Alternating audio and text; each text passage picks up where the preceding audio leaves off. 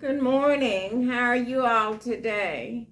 Thank you all for visiting with us again today. Welcome to Bible Study with Andre and Betty. We're continuing our studies today from the Gospel of according to Mark. And today we're in the 14th chapter, and we'll be focusing upon the celebration of the Passover and the day of unleavened bread. And this is pointing to Jesus being our Passover lamb. This is leading up to when Jesus offers himself on our behalf as the Passover lamb. And the week of unleavened bread is in memorial of the Passover that Jesus instituted in Exodus chapter 12.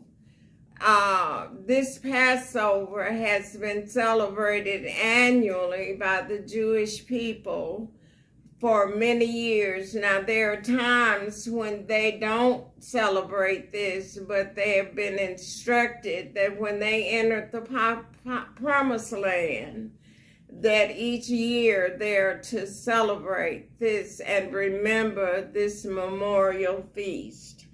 And so in chapter 14, Jesus is on his way to the cross. And so the religious leaders plot to kill Jesus. So Mark 14 verse 1 says, after 2 days was the feast of the Passover and of unleavened bread. So after 2 days would be 3 days later, the feast of Passover would be recognized. And the chief priest and the scribes sought how they might take him by craft or by trickery or by deceit and put him to death. So they knew that they could not do this in an honest way. So they were seeking amongst themselves how they could scheme and plot to kill Jesus. But they're so religious, they say in verse 2, but they said, not on the feast day, lest there be an uproar of the people. So this is how evil works. You want to do something evil, but you want to act like you're doing the right thing. But they were afraid that there would be an uproar amongst the people. Now, verse 3 occurs 6 days before the Passover, as recorded in John chapter 12. And in Matthew 26, this same incident is taking place. Verse 3, and being in Bethany in the house of Simon the leper, as Jesus sat at meat, there came a woman having an alabaster box of ointment of spikenard, very precious, very expensive. And she brake the box and poured it on his head. Now, this is recorded in Matthew and John, the Gospel of John. But only in the Gospel of John do we learn that this woman's name is Mary, the sister of Martha and Lazarus. Verse 4, and there was some that had indignation within themselves and said, why was this waste of the ointment made? What was a waste to them is a precious memorial for Mary. And so we have to be careful of what we consider to be a waste. But they said this in their heart. They had indignation. But Judas would speak the actual words as recorded in the Gospels. And this is what they continue to say in verse 5. For it is the ointment might have been sold for more than 300 pence and have been given to the poor. And they murmured against her. Verse 6, and Jesus said, let her alone. Why trouble ye her? She hath wrought a good work on me. Verse 7, for ye have the poor with you always, and whensoever ye will, ye may do them good. But me ye have not always. Verse 8, she had done what she could. She is come beforehand to anoint my body to the burying. And because of what Mary did, she was not one of those women that went to the tomb looking for him after his death and burial. And she is the one to believe, because she anointed his body, she had sat at his feet and learned from him, while Martha was cumbered about much serving, and she understood that Jesus' body had to be anointed before his burial. And so Jesus says in verse 9, verily I say unto you, wheresoever this gospel shall be preached throughout the whole world, this also that she had done shall be spoken of for a memorial of her. And so Jesus counted what Mary did as very important. And it would be a memorial whenever it's preached about in the whole world. This that she had done would be spoken about. And now we'll see where Judas covenants to betray Jesus with the religious leaders. Verse 10. And Judas Iscariot, one of the 12, went unto the chief priests to betray him unto them with the purpose. Judas went unto them for the purpose of betraying Jesus. Verse 11, and when they heard it, they were glad and promised to give him money. And he sought how he might conveniently betray him. And verse 12, and the first day of unleavened bread, when they killed the Passover, his disciples said unto him, where wilt thou that we go and prepare, that thou mayest eat the Passover? And in Luke chapter 22, we learned that these two were Peter and John. Verse 13, and he sent forth two of his disciples, that is, Peter and John, and saith unto them, go ye into the city, and there shall meet you a man bearing a pitcher of water. Follow him. Verse 14, and wheresoever he shall go in, say ye to the owner or the good man of the house, the master saith, where is the guest room or guest chamber, where I shall eat the Passover with my disciples? Verse 15, and he will show you a large upper room furnished and prepared. There make ready for us. And his disciples went forth and came into the city and found as he had said unto them, and they made ready the Passover. Now there are going to be two suppers. The Passover supper is given to display the agony of Jesus paying our sin debt, and unbelievers like Judas will be at the Passover supper, but for the Lord's Supper, it's given only for believers. And we'll see this played out in the other accounts, in the other Gospels, and also 1 Corinthians, the 11th chapter. We'll see that Judas was not there when the Lord's Supper is given. And we remember the Lord's Supper in our worship services on different Sundays of each month.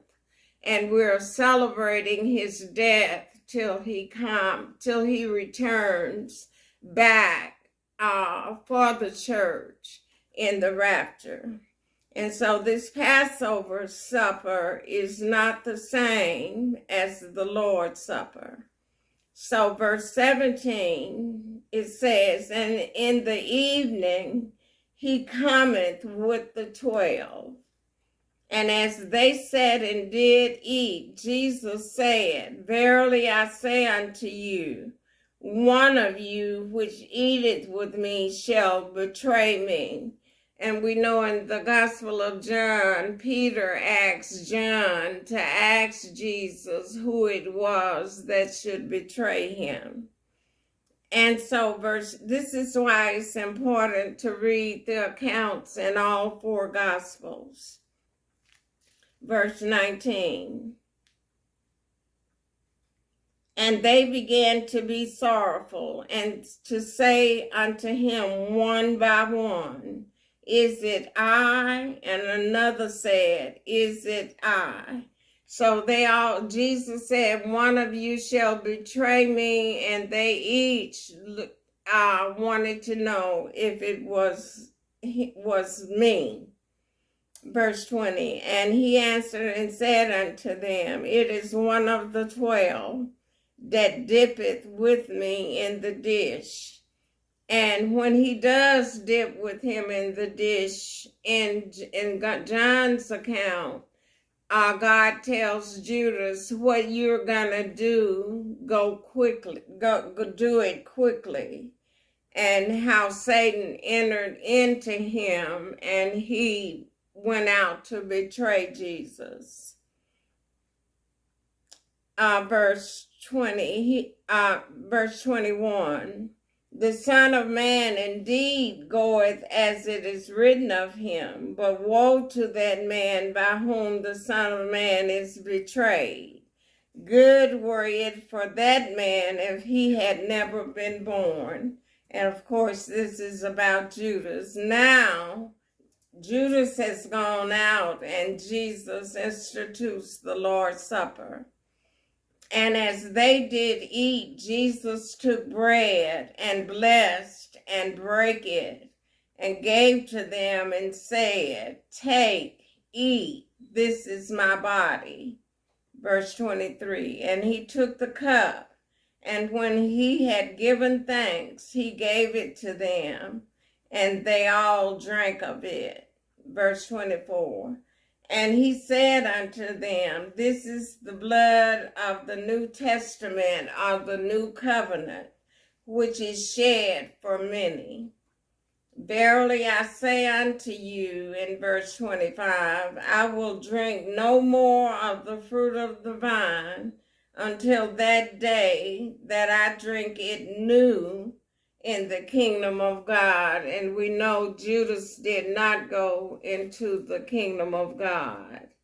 And now we're going to see Peter with believing that he would be able to keep his word, speaks out again in this chapter, in these following verses. Verse 26, and when they had sung an hymn, they went out into the Mount of Olives. And verse 27, and Jesus saith unto them, all ye shall be offended because of me this day. For it is written, I will smite the shepherd, and the sheep shall be scattered. And that is written in Zechariah chapter 13, verse 7. Jesus says in verse 28, but after that I am risen, I will go before you into Galilee. Now here comes Peter. But Peter saith unto him, although all shall be offended, yet will not I. And Jesus saith unto him, verily I say unto thee, that this day, even in this night, before the cock crow twice, thou wilt deny me thrice. And Mark is the only one of the writers of the Bible that talks about the cock crowing twice. But if in chapter 13, verse 35, we read this verse, watch ye therefore, for ye know not when the master of the house cometh, at even, or at midnight, or at the cock crowing, or in the morning. So he's just simply saying the cock crows twice in succession, before dawn and at dawn, and then when the light comes forth, when it is day. And Mark is the only of the writers that talks about the cock crowing twice, and that before the cock crow twice, thou shalt deny me thrice. Verse 31. But he spake the more, Peter spake the more vehemently, if I should die with thee, I will not deny thee in any wise. Likewise also said they all. So when Jesus told them that this night all of them would be offended in him, they would be afraid for themselves, and they would run away and scatter from him. They're going to do exactly that. And then Peter, in 3 denials, will deny Jesus. And at that last denial, the cock will crow. And Peter will look at Jesus, and he'll weep bitterly because he saw that what Jesus told him he would do was fulfilled. So we're never to have confidence in our ability, but we are to trust in the Lord with all our hearts and lean not to our own understanding, but in all our ways we're to ask him, and he will direct our paths. So next week we'll continue in chapter 14, but for now we'll bring this lesson to a close for today. Thank you all for listening, and thank you all for your encouragement and support. And I would certainly like to thank all of my subscribers and those of you who comment or ask questions on YouTube and Facebook. So thank you all for listening today, and we'll see you next week. Have a blessed day and a blessed week. Bye.